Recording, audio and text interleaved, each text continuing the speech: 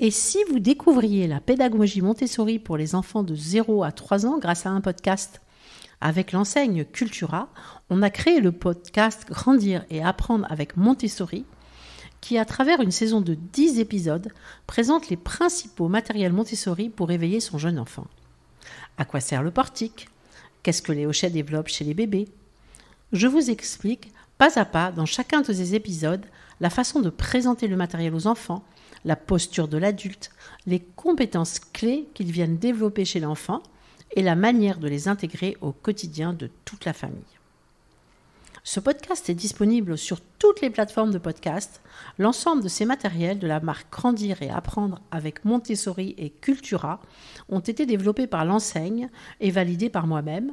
J'ai participé à chaque étape de développement. Ils sont à retrouver dans les magasins Cultura et en ligne sur le site www.cultura.com. À très vite. Bonjour à tous, ici Stéphanie, c'est moi, et Sylvie Descleb pour un nouvel épisode du podcast Les Adultes de demain. Les Adultes de demain, c'est un échange autour de l'éducation et la parentalité pour éduquer autrement. C'est aussi un livre qui s'intitule Offrir le meilleur aux enfants aux éditions Hatier. Vous trouverez le lien sur notre compte Instagram et sur notre site internet lesadultesdedemain.com.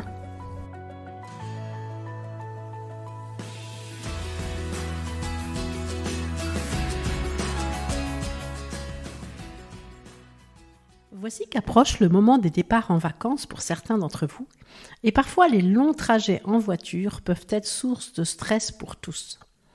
En effet, quoi de plus pénible qu'un trajet pendant lequel les enfants nous demandent sans cesse si on est bientôt arrivé, ou dans combien de temps on va arriver, ou encore des trajets où les enfants se disputent par inactivité ou par ennui.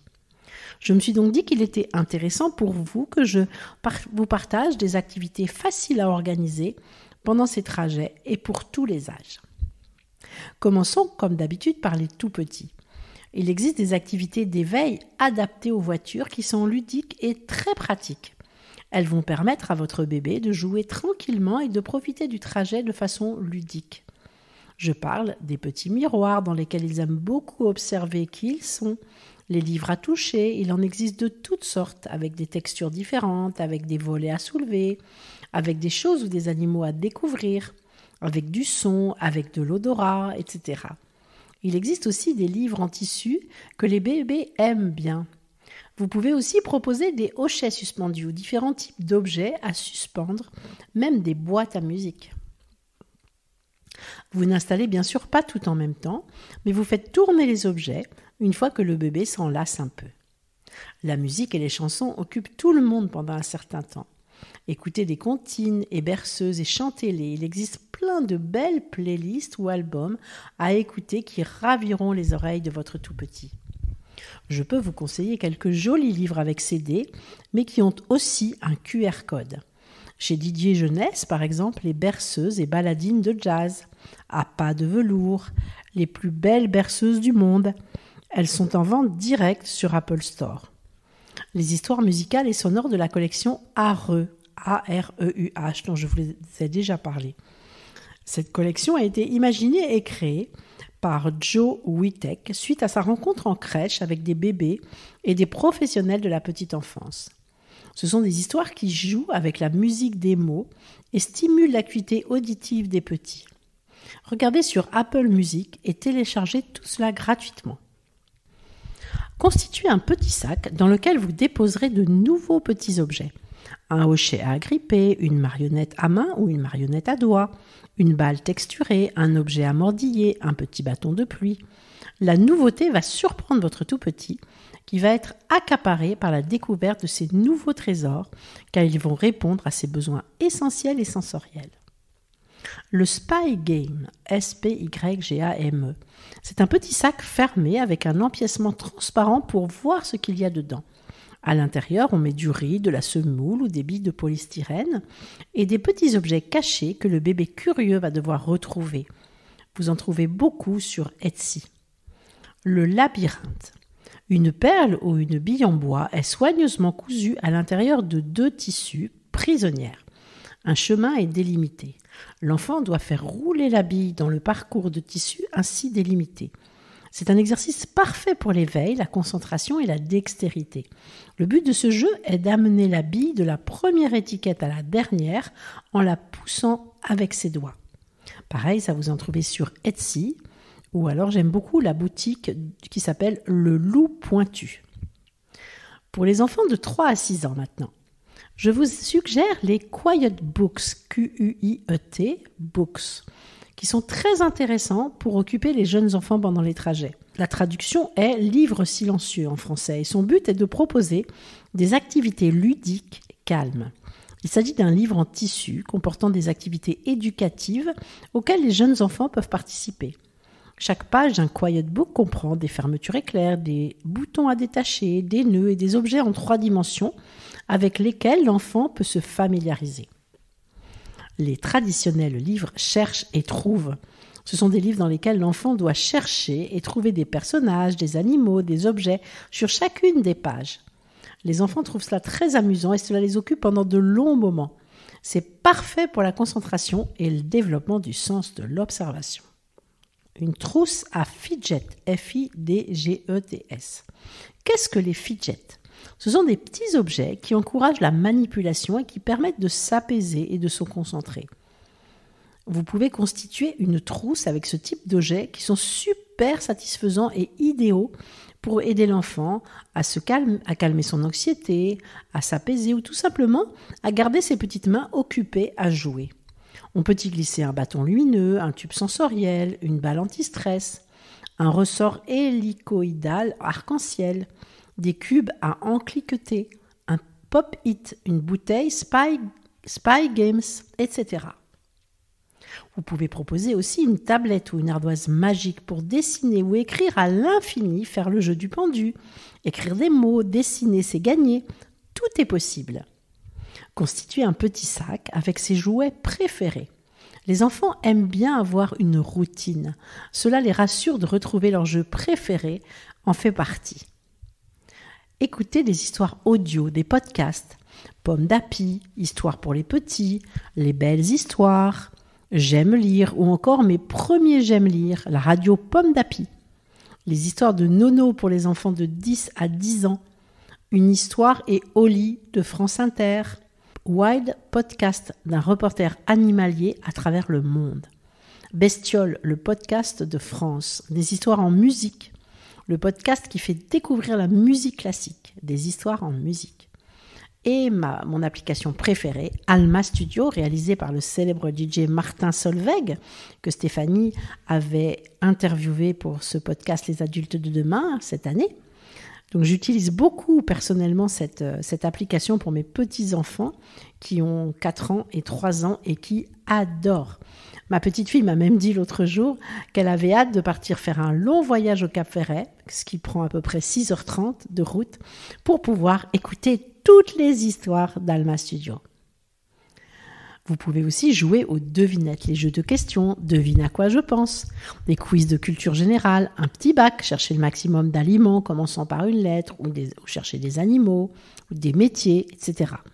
On peut aussi faire le jeu du portrait chinois, qui consiste à dire « si j'étais un animal, je serais ». Tous ces jeux à l'oral peuvent être un bon moyen de se défier et s'amuser pendant un trajet. Le jeu des couleurs aussi. Il s'agit d'un jeu où une couleur est donnée par le conducteur et les passagers doivent ensuite trouver le plus de choses possible de cette couleur à l'extérieur du véhicule. Un objet ne peut être identifié qu'une seule fois et la personne qui en trouve le plus dans une période de temps donnée gagne la partie et on recommence avec une autre couleur. Il existe aussi tous les jeux pour la voiture de Larousse Jeunesse. C'est un pas à pas des 30 jeux incontournables à réaliser seul ou à plusieurs en voiture. Action ou vérité, charade, alphabet paysage, portrait chinois, le loto, plaque du coq à l'âne, histoire exquise, ni oui ni non, qui suis-je ? Vraiment, ce livre peut vous sauver votre voyage. Les lotos sonores peuvent être aussi amusants. Écouter et reconnaître des bruits, des cris d'animaux, des sons de la maison, des bruits de la nature, etc. Pensez aussi aux boîtes à histoire. Bouquinou, La Lunie, Petite Morphée. Merlin sont des superbes alliés pour permettre à votre enfant d'écouter ses histoires préférées en toute autonomie. À chaque voyage, vous pourrez télécharger de nouvelles histoires pour renouveler l'intérêt de votre enfant.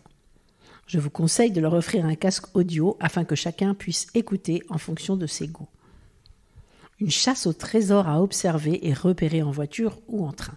Je vous mets un exemple à télécharger sur le blog du podcast www.lesadultesdedemain.com. Le jeu Autoloto. Chacun choisit son numéro gagnant personnel à 2 ou 3 chiffres pour les plus grands. Le premier à avoir le chiffre choisi sur une plaque d'immatriculation gagne 1 point. Et on continue. Il existe aussi des sets d'activités manuelles. Avec des carnets de gommettes, des dessins à colorier à l'eau, de nombreuses activités sont possibles sans que cela soit salissant ou compliqué d'utilisation pendant un trajet. Il existe aussi les tables plateaux de voyage qui peuvent faciliter le confort de toutes ces activités.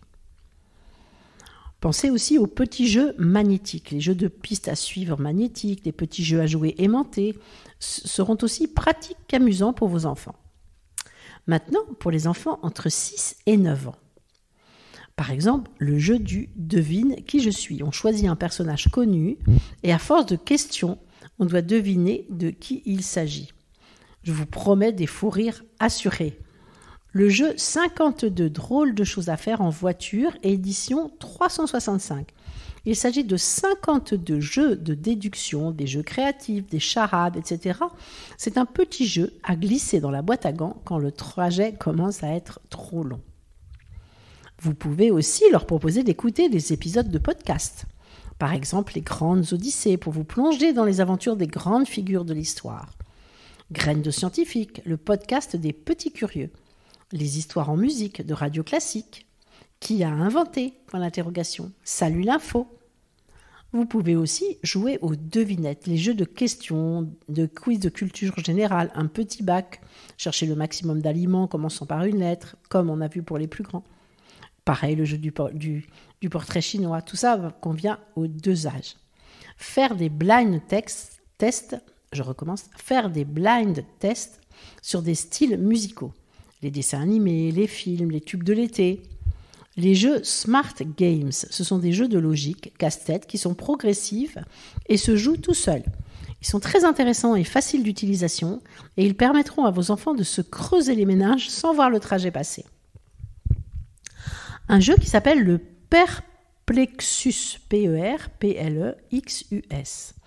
Un jeu très facile à transporter, Perplexus occupera vos enfants pendant un moment.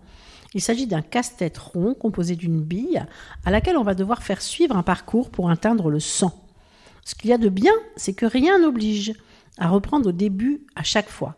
On peut mesurer son avancée et ses progrès très concrètement en faisant tomber la boule chaque fois un peu plus loin, un peu plus tard. Ce qui est très encourageant. En plus de son côté ludique, Perplexus permet de développer la motricité fine, la précision et la concentration. Les jeux de société magnétiques peuvent être un bon moyen de jouer à plusieurs sans que les pièces ne tombent ou sans perdre une pièce pendant le trajet. Il y a les jeux de dames, il y a des jeux d'échecs, il existe de nombreux jeux magnétiques. Les cartes de nature qui s'appellent Défi Nature. Ensuite, pour les plus grands, de 9 ans et plus, bien sûr encore, l'écoute de podcasts est toujours très intéressante. Il existe Okapi, O-K-A-P-I, Ma vie d'ado par Ocha. Chaque épisode aborde un sujet qui rythme la vie des collégiens. Certains vont parler de la vie au collège, de la famille, des relations sociales. La grande explication par l'UNI, L-U-M-N-I, sous forme de web-série ou de podcast. La grande explication revient sur les événements qui ont marqué l'histoire. Follow-Sophie par Ocha, F-O-2-L-O-W-S-O-P-H-Y. Chaque mercredi, un adolescent ou un jeune adulte se confie sur un sujet au cours d'une interview. Vous pouvez aussi faire des blind tests. Vous pouvez aussi faire des blind tests sur des styles musicaux, des playlists de rap français, de rap américain, du reggae, etc. Vous pouvez aussi trouver une chanson à partir d'un mot et la chanter. Vous pouvez leur proposer de travailler le code de la route, de regarder les panneaux qui sont le long de la route et de donner leur signification. La forme des panneaux et leur sens, par exemple les triangles qui signifient danger, les ronds qui signifient interdiction, le rouge aussi qui signifie interdiction, le bleu qui signifie réservé, etc. Ça va les préparer à la conduite accompagnée. Vous pouvez leur proposer de servir de copilote en initiant votre enfant à la cartographie, en lui mettant entre les mains une vraie carte routière, et c'est lui qui vous guide. Il existe toujours les carnets de jeux ou de coloriage, les mandalas, les sudoku, les mots fléchés, les mots mêlés. Tout ça reste des classiques qui sont toujours très efficaces et qui raviront les plus grands. Voilà, j'espère avec toutes ces idées, qui peuvent correspondre aux âges et au goût de chacun, vous permettre de passer des trajets très agréables et très calmes. Et même pour vous, en tant qu'adulte, cela peut devenir des moments de partage, de jeux très amusants et qui vont vous permettre à vous aussi de passer un trajet bien agréable et qui passe très vite.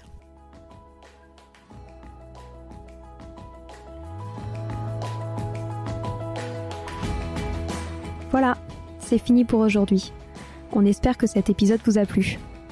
Avant de se quitter, on a quand même besoin de vous.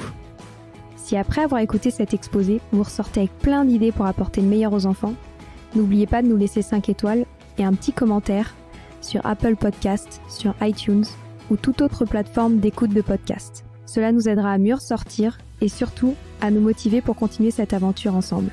Si vous avez des suggestions, des idées de thèmes, des questions à poser, n'hésitez pas à nous contacter sur les réseaux sociaux, Instagram ou LinkedIn, en tapant « Les adultes de demain ».